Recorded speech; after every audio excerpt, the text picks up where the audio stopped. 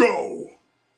Big Ben Rothwell, our guest here on the MMA Junkie Radio Show. He's got Todd Duffee ahead on April 27th in Los Angeles. It's Knuckle Mania 4. What's going on, Big Ben? How are you? Doing great, guys. Thank you. You know, I go back and I'm looking at the record, and I realize cancel bouts have taken place, you know, and things like that. But this is only your third fight in bare knuckle. And it's amazing because we already consider you one of their biggest stars. So you've had quite the impact. I guess you just haven't been able to build on the momentum of that impact. Well, I gotta show up to the fight. So there's always hurdles. You know, I'm not 32, I'm 42. So it comes with this whole new group of things. And state of California is not making it easy. It is the absolute most ridiculous, strenuous group of medical testing I've ever gone through for any fight ever. And it's something. And we're doing it, though. So the goal right now is, first and foremost, just get to the weigh-ins, get everything cleared, get licensed, and put on a show April 27th. Is there like a stringent set of testing, or is it because of your age? Why are they being difficult? It's both. Just normal fighters have to do more for California than any other state. And then my age adds on a whole other group of just headache things, like a stress test cardiogram, you know, not just an MRI, but an MRA, you know, a neurologist test. So I had to seek out a neurologist and get a test. And that's still ongoing, actually. So it's just a lot going on. Besides and then the blood work, you know, it's the combat trio is what's known in all commissions, the combat trio. And California started this year, also added on CBC and another, I don't even know what it is, CAC blood, something or another. It's just like, wow, you know, it's just so much stuff here. So. What's an MRA? Don't forget about the EKG and you know the ophthalmologist exam and all those other things on top of it. So it's something. What's the MRA? It's just another form of a brain scan that goes with an MRI. So I honestly didn't 100% know either. Apparently, I've had one done in the past and I didn't even know about it. I just hope all these things can cause, you know, I'm not gonna get health problems because of all this diagnostic testing I've gone through. You know, it's like a flip side. You know, they say MRIs typically sounds like a really safer than X-rays. And X-rays expose you to radiation. MRIs are all magnet based, so hopefully they're pretty safe. The negatives, they haven't go through it all. The positive is I am a 42-year-old, and I know plenty of guys that don't compete that are my age. They have no idea how healthy. They just go off of what they feel like, you know. And who knows? It's like people that don't change their oil. They're just like, yeah, it works. I'll just keep driving it. It's like, well, you gotta maintain it, you know. So I feel like this is a pretty serious maintenance that I've gone through, and it's good to see, like, yeah, I'm not able to fight unless I passed everything, and everything has been done so far has come out good. So there's that, you know. There's no guarantees out there, but is it safe to say this is a #1 contender fight for Terrell's title?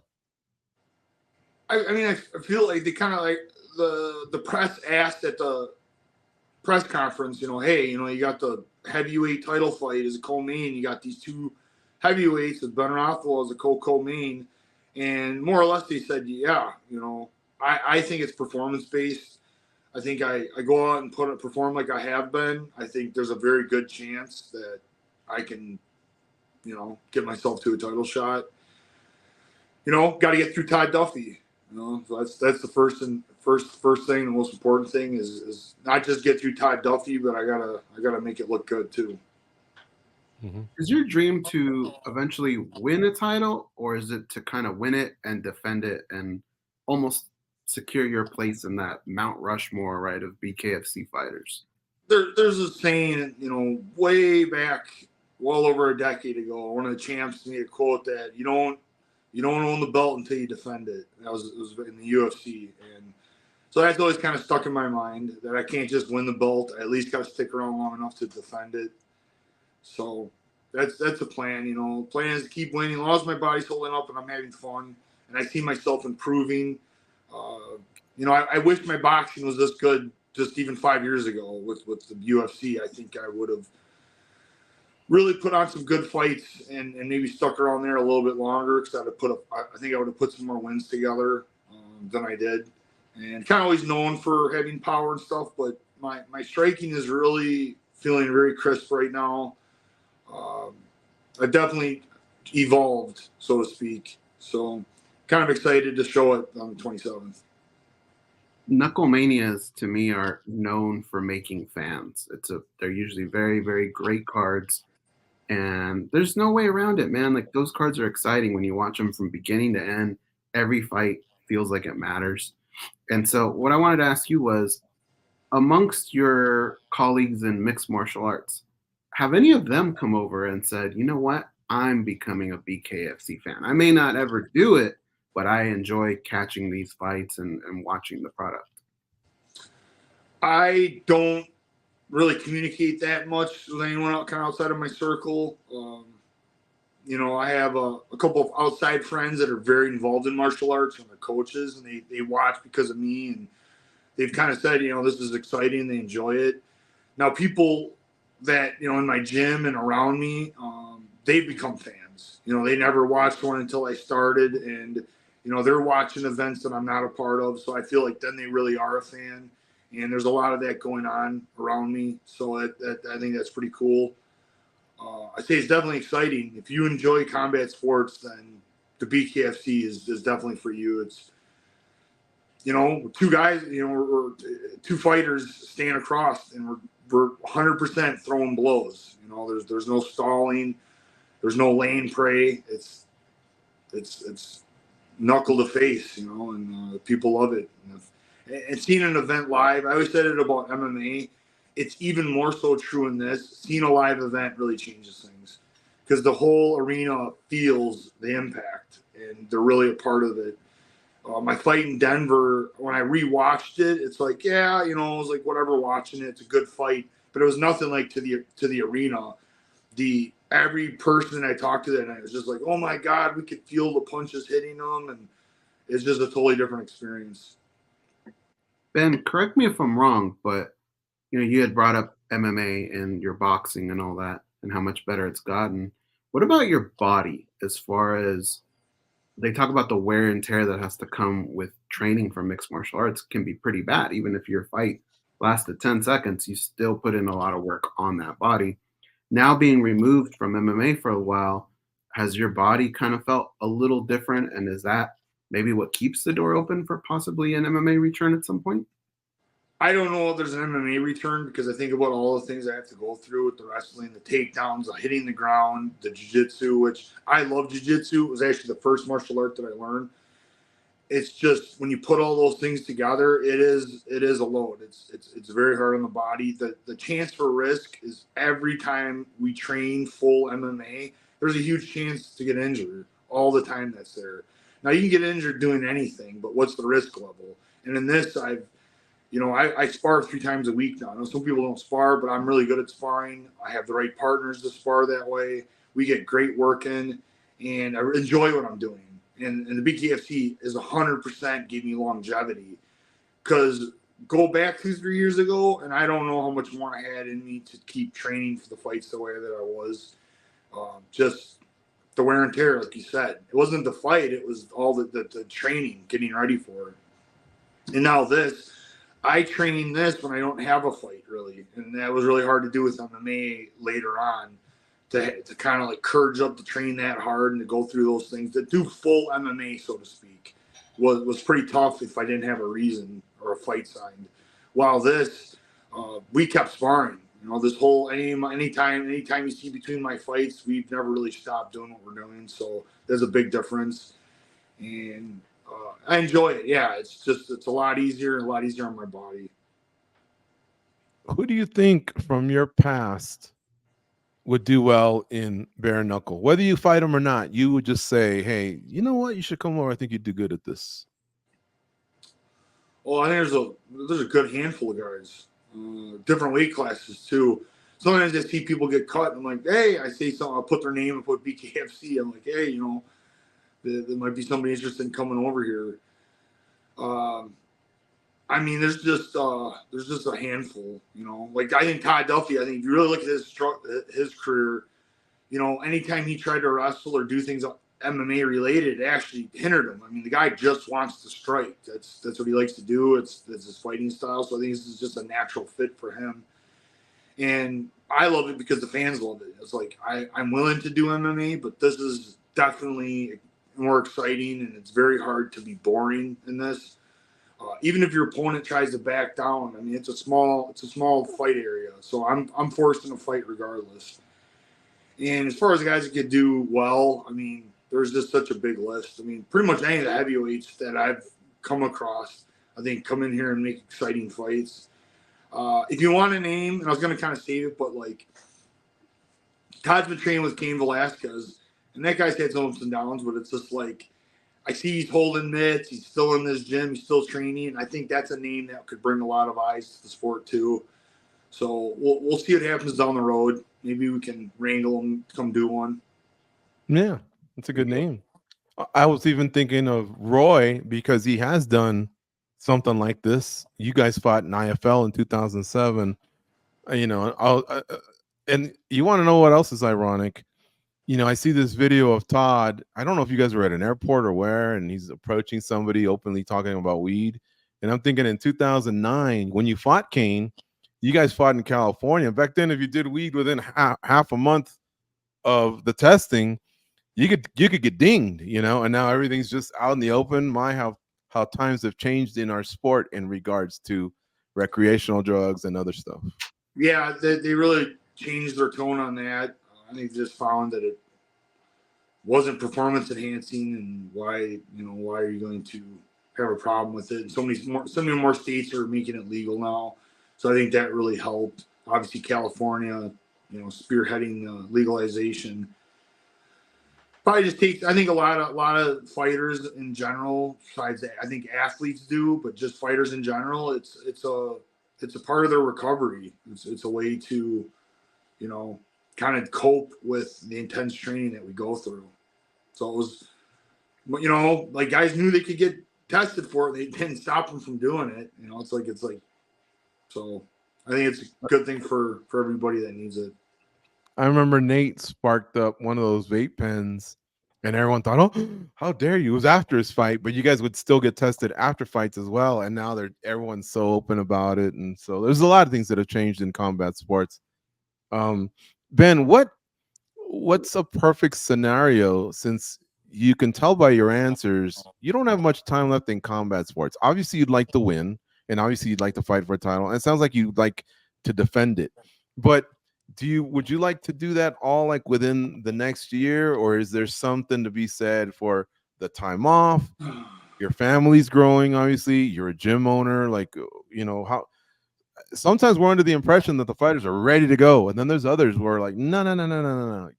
Talk to me in the fall of 2024. Yeah, it's kind of out of my power. If I put a good performance, like my last fight, I told everyone, like, hey, let me get in there. Now it's just my fault. Like I didn't get to fight in December, but still April to December was still a good chunk of time. Now I just added on another 4 months because I wasn't able to show up in December. So it's now I just had a year layoff.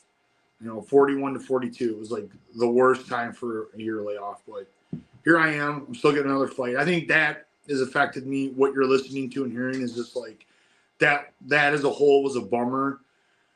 But I'm hopeful that the BKFC is really growing. They're really getting a huge fan base, and perhaps they'll be able to have more events with guys like me on it. So fingers crossed, I put on a great performance and we can get a quicker turnaround. And if that can happen, then, I'm not trying to put a time limit or anything. What is a quick turnaround? 3 months is fine. I mean, 3 months is cool. 4 months even. Anything shorter than 6 months, or another year, that's going to make it tough to keep going. But if we can get some fights going, I can get 2 to 3 in this year. That would be exciting. I could keep going. And I don't want to see what the number is or how long I want to go, but it's not forever, and it's not at the age 50. I know there's talk of, you talked about guys that want to come in, and obviously there's a lot of talk about Mark Hunt coming in. Some people are built different, you know. He's just a extremely old, tough man that still has dangerous fists, and I believe I'll be dangerous at 50.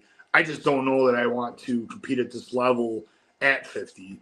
I would like to have I'd like to do what I need to do in this next few years, whatever it is.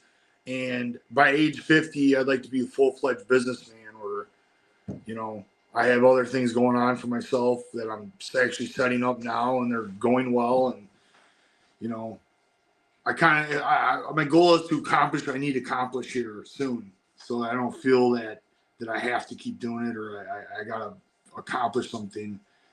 And I don't want to fight because of money either. Like that's also really, really not a good reason. You know, we all like it, but I don't want to have to because of it. Like that's a problem. So right now things are good. I'm doing it because I enjoy it, and I'm getting taken care of.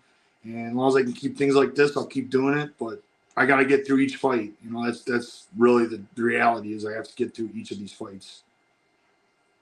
Ben, from the time that you guys were supposed to fight to now, has anything changed as far as like, do you rewatch film? Is there anything you've picked up where you went, I didn't even realize that the first time? Anything different for Todd Duffee? I really got, so I have a main training partner who's great and he's bigger than me, and then we have another guy he's 6'5". I'm like 6'4". He's 6'5", and he's like 250 pounds. And he's a Golden Gloves winner, and he's on his way to becoming pro something, because I might bring him to BKFC. But he's doing we really, between me and my main partner, Kalen, his name's Lewis, we've really turned him into a beast. So I have 2 big guys that are really helping me. And this last 3 months, our sparring has really increased. We had some very intense rounds, and we've had long rounds where we pushed, you know, sparring for the course of an hour. You know, a lot of times it's like, oh, you'll get your main work done in 30 minutes. It might take 45 or an hour to get done because of rest, things like that. But we're doing actual work. We increased a lot of that. We increased our output, we increased our intensity. So as far as footage and things like that, I kind of know what I'm up against, and I really have to focus on what it is that I'm doing. I'm really trying to improve myself. Like I said, I've been really working on my style. And I got asked this question earlier. I guess my way to say it is, just say Todd can't fight, you know, the week of the fight, and they're able to get him a new opponent. Well, am I going to freak out and be like, oh my God, I only got a week to fight the guy? I'm like, no, I'm creating my system and my style that it doesn't matter. And I'm really ready to fight anybody. If I have to fight Hunt, I have to fight Mick Terrell, Todd Duffee, any of those guys step up last minute, whatever. My style is ready to take on any of them. So I'm really, really focusing on that right now. I don't want to be worried or scared about something changes, somebody's different. I have this, you know, O blood negative type fight style that's just universal. I can universally kick anybody's ass. You know, I love that. We just came off of UFC 300, and all anybody's been talking about is that Holloway Gaethje moment. When you look at your 2 guys' style, you both like to strike. Could there ever, is this fight basically the 10 seconds of that fight? Could that be this entire fight? Could you see a scenario where you guys just meet in the middle and somebody? I think that BKFC's so exciting because there's many fights that are like, I mean, literally every fight is possible of that. I mean, that's what it is. We're pointing to the middle of the circle and we're banging. You know, there's just guys are fresh and people move around and stuff like that. But for the most part, it's like meet in the middle and, you know, we're throwing. Obviously, those guys had just fought for 24 minutes and 50 seconds. So they're exhausted. You know, if we fight all 5 rounds in this, that's 10 minutes of fighting with 1 minute rests. So it's 14 minutes as a total fight. That's not 3 5-minute rounds yet, even. You know, three 3 5-minute rounds with 2 1-minute rests. It's 17 minutes. And that's just a basic fight. It's 17 minutes. And our fights at most are 14 minutes. So there's a difference in the cardio, what goes on, things like that. Max and Gagey went 24 point, like you said, 24 50 seconds.